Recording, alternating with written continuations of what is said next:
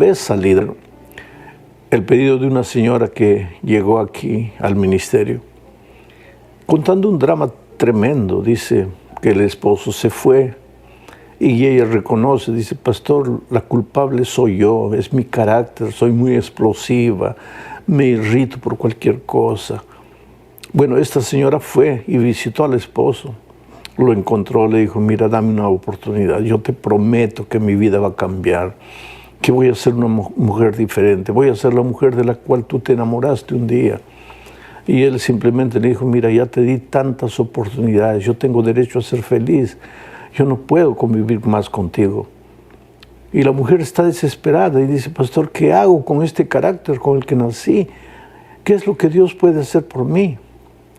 Bueno, la lección de esta semana responde lo que Dios puede hacer, no solo por esa señora, sino que Él puede hacer eso por cualquier ser humano que se siente perdido, se siente acabado, se siente destruido por el pecado, que tiene hábitos, vicios o deformaciones de personalidad, de carácter que no puede cambiar. Otro día un señor me dijo: mira, ya consulté tanto a los psicólogos, ya hice tantas terapias de psicoanálisis, reuniones, sesiones de psicoanálisis, nada cambia, sigo igual.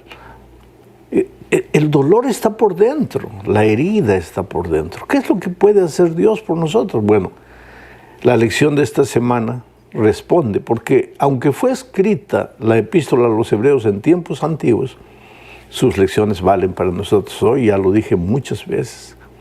Entonces, con esto en mente, queridos, vamos a la lección número 4 para el 22 de enero del año 2022. El título de la lección es: Jesús, nuestro hermano fiel. La semana pasada estudiamos parte del capítulo 1, donde Pablo dice que en estos postreros días Dios nos ha hablado por el Hijo, y que ese Hijo es el reflejo del carácter de Dios, es el reflejo de la gloria de Dios. Y leímos también una cita de la sierva de Dios, donde ella dice que el más extraordinario mensaje que podemos predicar a las personas que no conocen a Jesús es una revelación de su carácter en nosotros. Pero ahora viene esta buena señora que escribió hablando de su carácter y dice que ella se ha esforzado para cambiar carácter, pero no puede. Ahora, ¿qué tiene que ver el drama de esta señora y el drama de mucha gente con esta lección? Pues veamos, porque esta semana vamos a entrar al capítulo 2 de Hebreos y veamos por qué Jesús se hizo hombre. En la primera parte de la lección de esta semana tiene como subtítulo: el hermano como redentor. Y esto nos remite al Antiguo Testamento, donde existía la fiesta del jubileo. ¿Qué era la fiesta del jubileo? Es que en todos los tiempos hubo personas que por un motivo, por otro, se metieron en deudas y después pues no consiguen salir de las deudas y no saben qué hacer para pagar a las deudas. Hoy mismo hay gente que debe a una tarjeta de crédito, que debe a un amigo y no sabe qué hacer. Tú sabes que mucha gente hasta se quita la vida porque no puede pagar sus deudas. En la Biblia encontramos una experiencia en los tiempos del profeta Eliseo, de una mujer cuyo esposo había muerto dejándola con tantas deudas y la pobre no podía. Bueno, en Israel antiguamente, en los tiempos antiguos, también había gente pues endeudada que no sabía qué hacer. En Israel también. Entonces, esas personas... Dios es sabio. Dios no tiene que ver solo con la vida espiritual.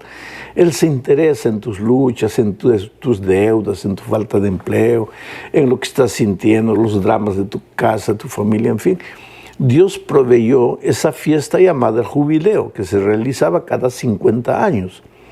En el año del jubileo, ¿qué sucedía? Todos los endeudados eran perdonados de su deuda. La deuda quedaba a cero, la vida financiera a cero. Se les devolvía las casas que habían hipotecado. A veces ellos mismos se habían ofrecido como esclavos en el año del jubileo todo eso se perdonaba. Estaban a cero. Ahora, si antes de que se cumplieran los 50 años, porque 50 años es casi toda una vida, si antes de ese tiempo, de los 50 años, apareciese un hermano, un familiar de sangre, y dijese, yo voy a pagar la deuda de este mi primo, de este mi hermano, dígame cuánto está debiendo que yo pago. Entonces, ese hermano era el hermano redentor. Él pagaba la deuda del familiar, el familiar quedaba libre porque el hermano había pagado lo que él debía. Ahora mira cómo Pablo en la epístola a los Hebreos usa la figura del hermano redentor para decir que nosotros estábamos en pecado, estábamos vendidos al diablo por causa de nuestra desobediencia. Nuestra vida no era una vida plena, era una vida de esclavitud, y sin embargo el hermano mayor Cristo vino y nos redimió. Voy a leer el texto. Mira lo que dice Hebreos capítulo 2, versículos 14 y 15. Así que, por cuanto los hijos participaron de carne y sangre, se está refiriendo a nosotros, él también, y ahora se está refiriendo a Jesús, él también participó de lo mismo. ¿De qué? De carne y sangre. Quiere decir, Jesús se hizo un ser humano como nosotros. Y Pablo sigue diciendo, para destruir por medio de la muerte al que tenía el imperio de la muerte. ¿Quién tenía el imperio de la muerte? El diablo. Esto es al diablo, explica el propio Pablo. Y en el versículo 15 dice, y librar a todos los que por el temor de la muerte estaban durante toda su vida sujetos a servidumbre, a esclavitud. Por causa de nuestro pecado nosotros estamos sujetos a servidumbre, a esclavitud. Oh, querido, es que la vida, cuando tú no tienes a Cristo como Salvador, como Redentor, tu vida puede, desde tu punto de vista humano, te puede parecer hasta feliz, que todo te va bien. No te va bien. Eres un pobre esclavo o del cigarro, o de la droga, o de la bebida, o de alguna pasión escondida, o de algún sentimiento que no puedes arrancar de tu corazón. Eres víctima y un pobre esclavo o de tu orgullo, o de tu codicia, o de tu envidia, o de tus celos, de las deformaciones del carácter. Eres un pobre esclavo. Y una vida así no puede ser feliz de ninguna manera. Pero Jesús dice aquí el texto, se hizo hombre. Se hizo hombre de carne y sangre, así como nosotros, vino al mundo. ¿Para qué? Para pagar nuestra deuda, porque nosotros estábamos esclavizados por el mal. Y pagó nuestra deuda con su muerte, porque quien tenía que morir por causa del pecado éramos nosotros. Jesús vino y nunca cometió un pecado, por lo tanto Él no tenía por qué morir, pero Él murió para pagar nuestra deuda porque nosotros sí habíamos pecado y estábamos destituidos de la gloria de Dios. Ahora, ¿sabes por qué el Señor Jesucristo tuvo que hacerse un ser humano, un hombre de carne y sangre como nosotros? Porque como Dios, Él no podría morir. Y la paga del pecado era la muerte. Y el ser humano tenía que morir. Pero Dios, si viniese como Dios, no podría morir. Entonces tuvo que tomar la forma humana y ser participante de la sangre y de la carne para morir y con su muerte pagar nuestro pecado. ¡Qué extraordinario amor! Solo que, querido, quiero que entiendas que si Jesús murió y tú aceptas el sacrificio de Jesús en tu favor, pues ya no tienes por qué vivir esclavizado. Ya no tienes por qué sentirte asfixiado por las garras del enemigo, aunque las garras del enemigo sean tu propio carácter. Jesús puede cambiar tu ser por completo. Un ejemplo, Juan llegó a Jesús como el hijo del trueno, explosivo, rabioso, iracundo, y cuando lo encontramos en la isla de Patmos ya viejito, el discípulo del amor. ¿Cómo es que el hijo del trueno se transforma en el discípulo del amor? Es que él entendió que Jesús había venido y lo había rescatado y ya no tenía por qué continuar viviendo como esclavo. Vamos a la segunda parte de este estudio.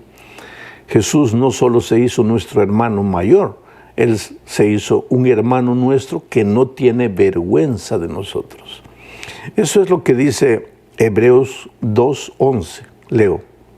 Porque el que santifica, ¿quién es el que santifica? Está hablando de Jesucristo aquí, porque el que santifica. Y los que son santificados, ¿quiénes son los que son santificados? Nosotros. Porque el que santifica y los que son santificados, de uno son todos. ¿Y quién es ese uno? Dios el Padre. Por lo cual no se avergüenza de llamarlos hermanos.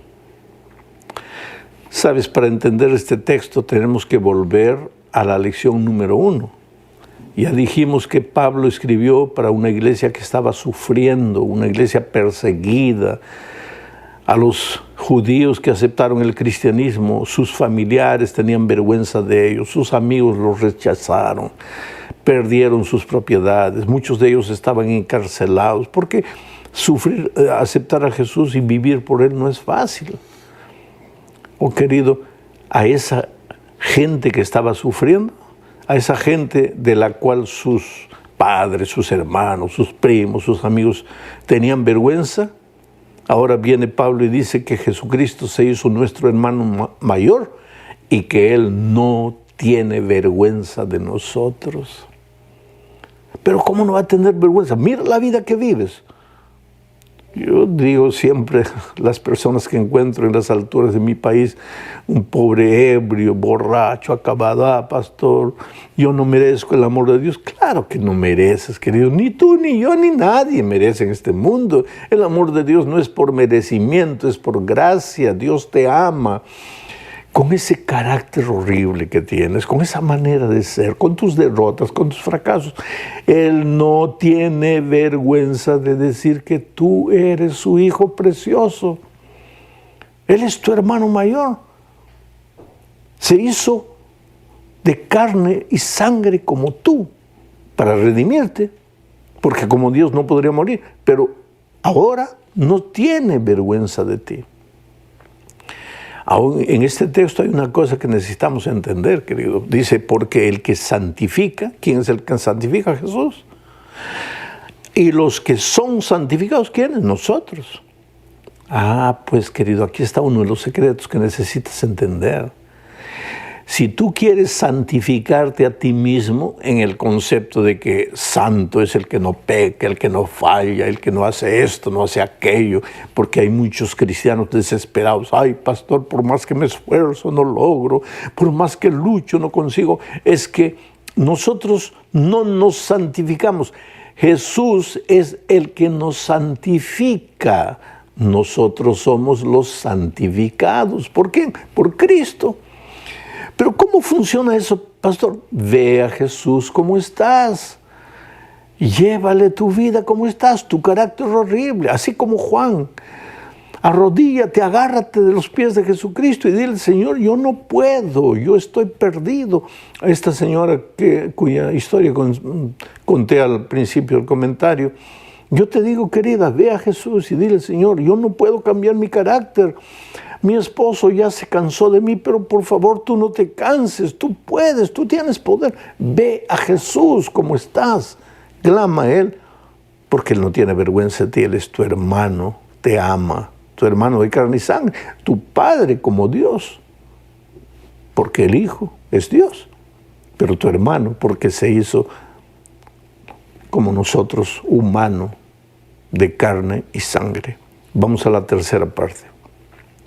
Ahora entramos en un asunto un poco delicado, ¿sabes?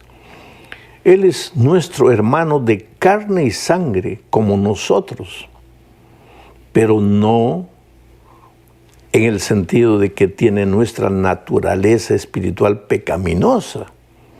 Es como nosotros en el sentido físico, en el aspecto físico. Él ya nació con siglos y siglos de una humanidad debilitada por causa del pecado a partir del error del pecado de Adán y Eva.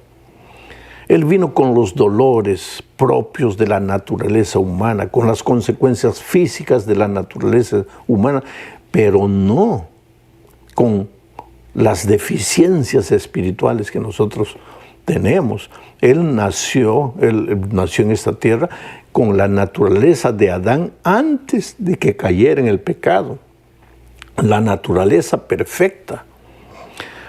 Pero nació ya con las deficiencias físicas, con los problemas físicos, con la naturaleza física de tantos siglos de pecado, porque el pecado fue deteriorando al ser humano. Vamos a explicar este asunto. Voy a leer Hebreos capítulo 2, versículo 14. Dice así: así que por cuanto los hijos participaron de carne y sangre, él también participó de lo mismo, para destruir por medio de la muerte al que tenía el imperio de la muerte, esto es al diablo. O sea, el pensamiento aquí es claro. Jesús se hizo como nosotros, de carne y sangre, tomó nuestra naturaleza física. Pero ahora leamos Hebreos capítulo 7, versículo 26, y ahí dice: porque tal sumo sacerdote nos convenía, y está hablando del Señor Jesucristo, tal sumo sacerdote nos convenía, santo, inocente, sin mancha, apartado de los pecadores y hecho más sublime que los cielos. Oh querido, nosotros, tú y yo y todos los seres humanos, después de la caída de nuestros primeros padres, llegamos al mundo trayendo naturaleza pecaminosa, la tendencia a pecar. Por más que cerremos los ojos, digamos, no voy a pecar, venimos al mundo trayendo naturaleza pecaminosa. Jesucristo no. Él vino de carne y sangre, se hizo de carne y sangre, pero no traía la naturaleza pecaminosa en sí, diferente de nosotros. Porque mira lo que dice Romanos capítulo 7, 14, 15 y 17. Pablo, en una situación dramática, mira lo que dice: porque sabemos que la ley es espiritual, mas yo soy carnal, dice Pablo. Y Pablo era Pablo, pero él dice: yo soy carnal, vendido al pecado, porque lo que hago no lo entiendo, pues no hago lo que quiero, sino lo que aborrezco, eso hago. De manera que ya no soy yo quien hace aquello, sino el pecado que mora en mí. Ese pecado que moraba en Pablo y que mora en mí, ese pecado no moraba en Cristo, porque Él no vino a este mundo con la naturaleza espiritual caída. Él vino con una naturaleza espiritual perfecta, con la misma naturaleza con la que Adán y Eva, antes de pecar, enfrentaron al diablo. Ellos perdieron la batalla. Cristo vino a luchar con el diablo en el mismo terreno de ellos y venció la batalla en nuestro favor. Mucho cuidado, querido, porque hay gente que enseña que nosotros, o que Cristo vino al mundo con nuestra naturaleza, con nuestras tendencias al pecado. Y si Cristo, en la opinión de ellos, con las tendencias al pecado que nosotros tenemos, Cristo venció, entonces es posible vivir la vida absolutamente perfecta de Cristo en esta tierra. Y eso genera desesperación en los cristianos. Porque, queridos, nosotros tenemos naturaleza pecaminosa que Cristo no tenía. Y te voy a leer una cita del Espíritu de Profecía. Esto está en el manuscrito 94 de 1893. Dice así: Cristo no poseía la misma deslealtad pecaminosa, corrupta y decaída que tenemos nosotros, porque entonces no podría ser un sacrificio perfecto. Oh queridos, si Jesús hubiera venido a este mundo trayendo la naturaleza espiritual caída, Él no podría ser nuestro Redentor, porque Él necesitaría de un Redentor. Entonces, mucho cuidado con decir que Jesús, como ser humano, era tan pecador como nosotros, pero que no pecó. No, Él era nuestro sacerdote, santo, inocente, sin mancha. Mucho cuidado con decir que Jesús tenía la naturaleza pecaminosa que nosotros tenemos. Vamos a la cuarta parte hablando del hermano perfeccionado a través del sufrimiento. Para esto leamos Hebreos 2:10. Dice, porque convenía a aquel por cuya causa son todas las cosas, y por quien todas las cosas subsisten, que habiendo de llevar muchos hijos a la gloria, perfeccionase por aflicciones al autor de la salvación de ellos. Entonces muchos pueden tomar este texto y decir así, quiere decir que el Señor Jesucristo necesitaba ser perfeccionado para cumplir su misión. Pero dice el texto, perfeccionase por aflicciones al autor de la salvación de ellos. Cristo fue el autor. En el consejo eterno del Padre, el Hijo y el Espíritu Santo, para preparar el plan de salvación, el autor, uno de los autores era Cristo, la persona de Cristo. Entonces Cristo no tenía que ser perfeccionado en esta tierra, sino que al tomar nuestra carne y sangre, al vivir como un ser humano, porque ahí está el asunto. Cuando Cristo viene a nuestra tierra, hizo un pacto con su Padre, de que en esta tierra viviría como un ser humano normal, como un ser humano cualquiera, en el sentido de que sería tentado en todo, pero no usaría sus poderes divinos, no usaría sus poderes divinos. Por eso yo siempre digo que Cristo no fue tentado solo en todo lo que nosotros somos tentados. Cristo fue tentado más allá de lo que nosotros podemos ser tentados. Porque además de todas las tentaciones que nosotros podemos tener, Cristo tuvo una tentación que tú ni yo podemos tener, que es la tentación de usar sus poderes divinos. Tú y yo no tenemos esa tentación porque no tenemos poderes divinos. Pero si Él en esta tierra usase sus poderes divinos, el diablo podría acusarlo diciendo que Él estaba viviendo en esta tierra usando sus poderes de Dios. No, se estaba disfrazando de hombre, pero no era hombre. Querido, Dios se hizo en Cristo plenamente hombre, sin pecado, sin la naturaleza pecaminosa humana, pero plenamente hombre. Y sin embargo continuó siendo plenamente Dios. Pero como hombre no usó nunca sus poderes de Dios. Y el diablo quería que los usase. Por eso en el desierto dice, si eres hijo de Dios, si eres hijo de Dios, si eres hijo de Dios, prueba, usa tu poder de Dios, usa tu poder de Dios. Jesús no usó sus poderes divinos. Vino a esta tierra para mostrarnos el camino de la obediencia. Ese es el último pensamiento que después vamos a estudiar. Pero mucho cuidado, querido. Hay una cita del Espíritu de Profecía que voy a leer, está en el Comentario Bíblico Adventista, página volumen 5, página 1102. Es la carta 8 de 1895 y dice así: sed cuidadosos, sumamente cuidadosos, en la forma en que os ocupáis de la naturaleza de Cristo. No lo presentéis ante la gente como un hombre con tendencias al pecado. Él es el segundo Adán. Él es el segundo Adán. Cuidado.